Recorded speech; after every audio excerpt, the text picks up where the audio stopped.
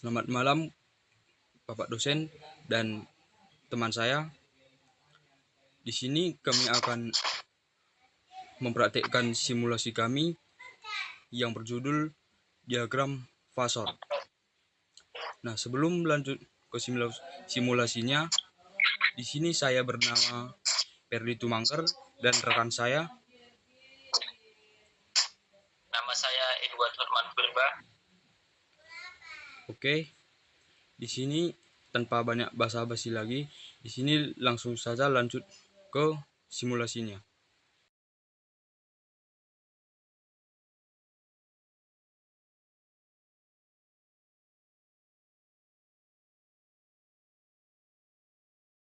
Untuk memenuhi tugas akhir semester, saya akan mencoba membahas dan mensimulasikan tentang diagram fasor. Apa itu diagram fasor? Diagram fasor adalah diagram yang merubah besaran atau variabel dalam bentuk fungsi sinusoidal ke dalam bentuk vektor. Mengapa harus dirubah ke dalam fasor? Agar operasi matematik seperti penjumlahan dan perkalian dalam bentuk fungsi sinusoidal dan dapat dengan mudah dihitung dengan menggunakan metode vektor. Dalam diagram fasor, sebuah fungsi trigonometri digambarkan sebagai sebuah vektor. Panjang vektor tersebut sama dengan amplitudo fungsi dan sudut yang dibentuk vektor dengan arah sumbu datar sama dengan fase fungsi tersebut. Selanjutnya, saya akan mencoba membuat rangkaian simulasi dengan diagram fasor.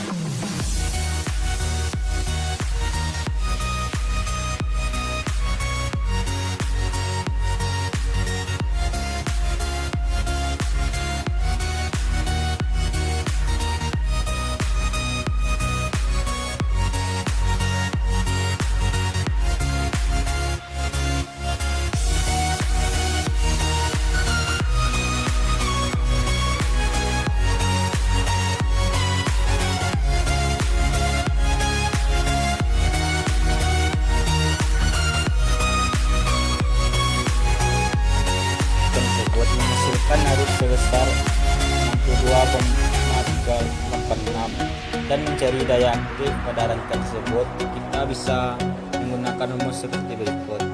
P sama dengan V kali I cos V sama dengan 220 kali 0 0,62386 kali 0,9 sama dengan 12,348 watt. Jadi, nilai arus dari hasil simulasi saya tersebut sebesar 12,348. Dan untuk perhitungan nilai V1, V2, kita bisa menggunakan rumus sebagai berikut. V1 sama dengan A kuadrat, V2 sama dengan B. Dan terlihat pada rangkaian tersebut menghasilkan arus sebesar 62,386. Dan untuk mencari daya aktif pada rangkaian tersebut, kita bisa menggunakan rumus seperti berikut. P sama dengan V kali I cos sama dengan 220 kali 0,062386 kali 0,9. Hasilnya 12,348 watt. Jadi, nilai arus dari hasil simulasi saya tersebut sebesar 12,348. Dan untuk perhitungan nilai V1, V2, kita bisa menggunakan rumus sebagai berikut. V1 sama dengan A cos, V2 sama dengan B cos. Dan pada simulasi di atas, saya menemukan bahwasanya pada saat melakukan simulasi pada rangkaian di atas, pada saat memasukkan nilai tegangan pada virtual lampu, yang kita gunakan tegangan tersebut tidak boleh lebih daripada sumber arus. Kenapa demikian? Karena ketika pada saat menjalankan rangkaiannya, lampu tersebut tidak akan bisa hidup. Dan yang kedua, pada saat menjalankan aplikasi perlu diperhatikan pada multimeter XM1.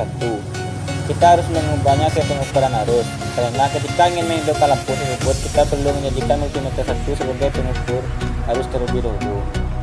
Jadi kesimpulannya yaitu, untuk menggambarkan diagram fasor, lebih dianjurkan semua fungsi dinyatakan dalam fungsi kosinus. Jika dijumpai fungsi sinus, maka fungsi tersebut diubah ke fungsi kosinus dengan menggunakan hubungan sin sama dengan cos. Sebagai contoh, kalau fungsi V sama dengan asin